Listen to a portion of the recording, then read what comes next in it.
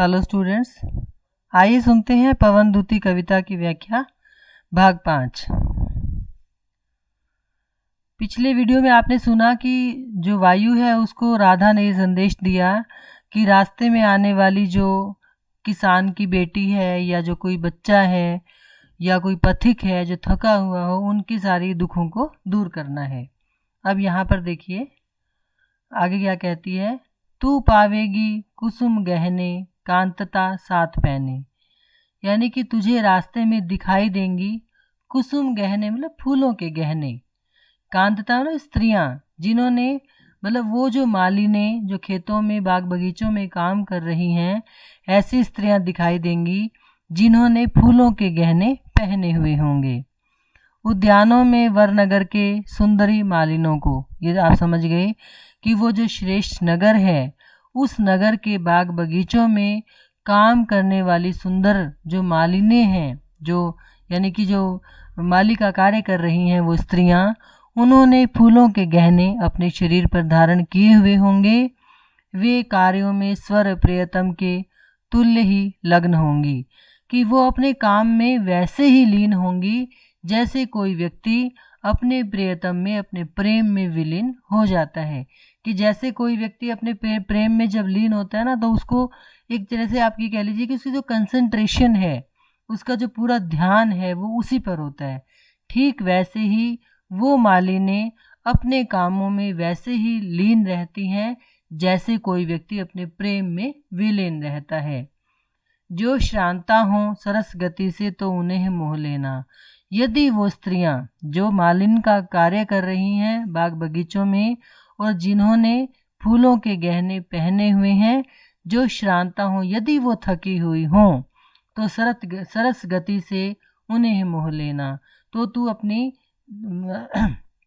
सरस गति मतलब शीतलता की, मतलब मंद गति से चलते हुए शीतलता प्रदान करते हुए तुम उन मालिनों को भी मोहित कर लेना। जो इच्छा हो सुरभि सुख डाले तन आभूषणों से, आते जाते सरुचि उनके प्रीतमों को रिझाना। यदि तेरी इच्छा हो तो तू क्या करना, सुरभि मतलब सुगंधी, सुखदा मतलब सुख देने वाली, तन आभूषणों से, तन आभूषण कौन से, वो आभूषण जो मालिनों ने अपने शरीर पर धारण किए हुए हैं। वो कौन से आभूषण है, फूलों के। तो वायु क्या करेगी, मालिनों के शरीर पर धारण किए हुए आभूषणों से यानी फूलों के आभूषणों से सुगंधि को ग्रहण करेगी और फिर वो क्या करेगी, आते जाते सरुचि उनके प्रीतमों को रिझाना, कि वो सुगंधि ले जाकर उनके प्रीतम तक पहुंचा देना। और इस प्रकार से उन मालिनों के जो प्रियतम हैं, उनके जो प्रिय हैं, उनके जो स्वामी हैं, उनको तू मोहित करना, उनको खुश कर देना। किससे खुश कर देना, उन मालिनों के शरीर के जो आभूषण है उससे सुगंधि को धारण करना और उनके प्रियतम तक पहुंचा देना। ए मर्मज्ञ रहित उससे सर्वथा किंतु होना, लेकिन हे मर्मज्ञ यानी हे सबके मन के रहस्य को जानने वाली वायु, तू उस सारी सुगंधि को उनको दे देना, यानी उस सुगंधि से रहित हो जाना। अर्थात राधा क्या कहना चाहती है कि मालिनों के शरीर से, मालिनों के शरीर के आभूषण से जो सुगंधि तू धारण करेगी उसको उनके प्रियतमों को दे देना और उससे रहित हो जाना, यानी खाली हो जाना। जैसे जाना निकट प्रिय के व्योमचुंबी ग्रहों के, जैसे ही कब खाली होना है कि जैसे ही तू मेरे प्रियतम के निकट पहुंचेगी, वो प्रियतम जो व्योमचुंबी घर में यानी कि आसमान को स्पर्श करने वाले ऊंचे ऊंचे महलों में रहता है, उस प्रियतम के पास अर्थात कृष्ण के पास जब पहुंचेगी, उससे पहले उन मालिनों की जो सुगंधि है वो उनके प्रियतमों को दे देना और उस सुगंधि से रहित हो जाना। कब रहित हो जाना, जब तू उस व्योमचुंबी महल में जाएगी जहां पर मेरा प्रियतम यानी मेरा कृष्ण रहता है।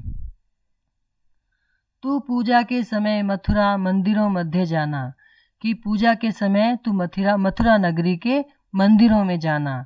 नाना वाद्यों मधुर स्वर की मुग्धता को बढ़ाना, और वहाँ पर मंदिरों में क्या होगा, अनेक वाद्य यंत्र यानी संगीत के यंत्र बज रहे होंगे, वहाँ पर खूब भजन कीर्तन हो रहे होंगे।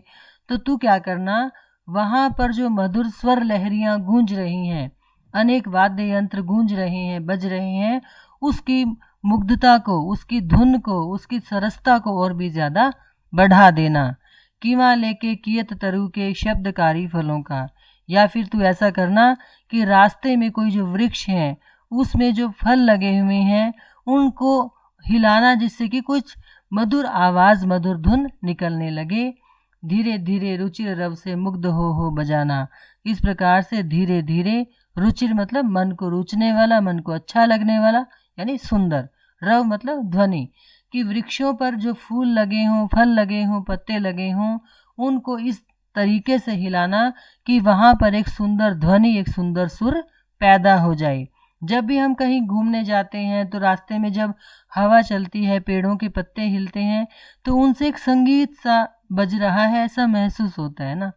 तो राधा यही कह रही है कि जब तू मथुरा नगरी के मंदिरों में जाएगी, जहाँ पर अनेक वाद्य यंत्रों से सुर निकल रहे होंगे, तो तू भी वहाँ पर जो वृक्ष लगे हों, जिस पर फल लगे हों, उस पेड़ को हिलाना, और इस तरीके से हिलाना कि उससे भी एक मधुर ध्वनि निकलने लगे और वहाँ पर बैठे हुए सारे लोग और भी ज़्यादा मुग्ध हो जाएं।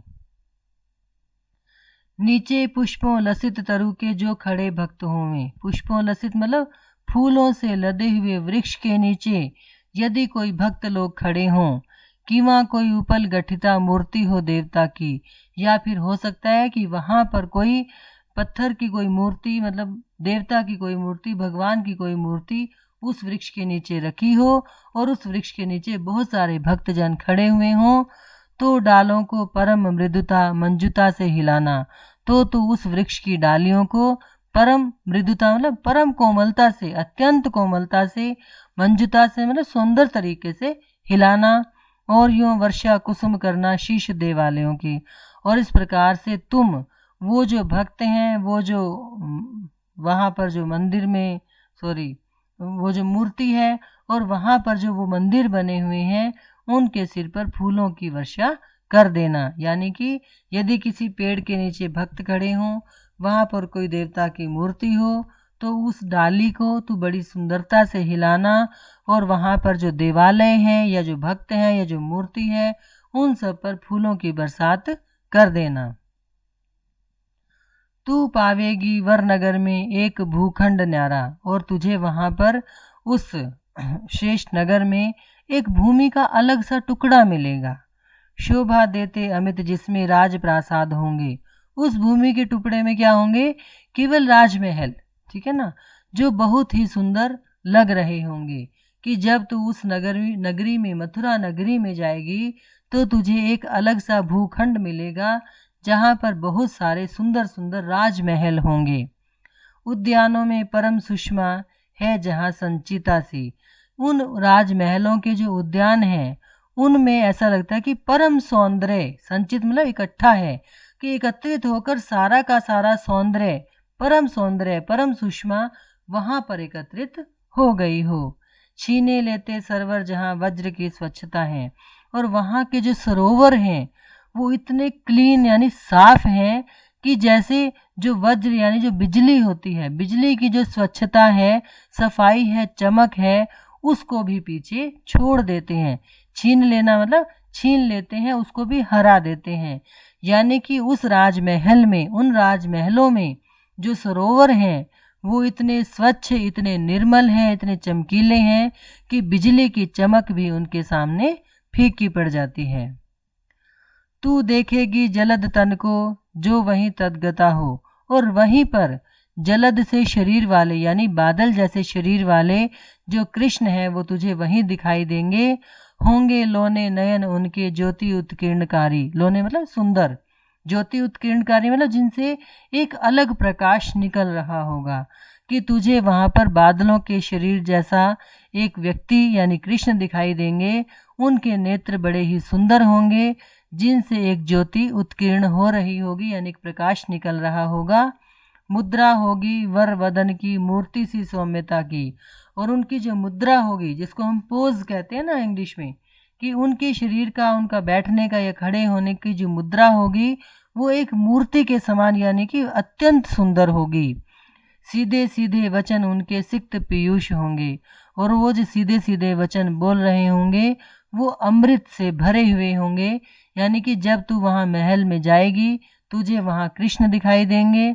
उनको तू कैसे पहचानेगी? उनके नेत्र सुंदर होंगे, उनके नेत्रों से एक अलग तरह का प्रकाश निकल रहा होगा। उनके जो शरीर की मुद्रा होगी वो मूर्ति जैसी दिखाई देगी, कोमल दिखाई देगी, और उनके मुख से जो वचन निकल रहे होंगे वो अमृत के समान पवित्र होंगे। Thank you.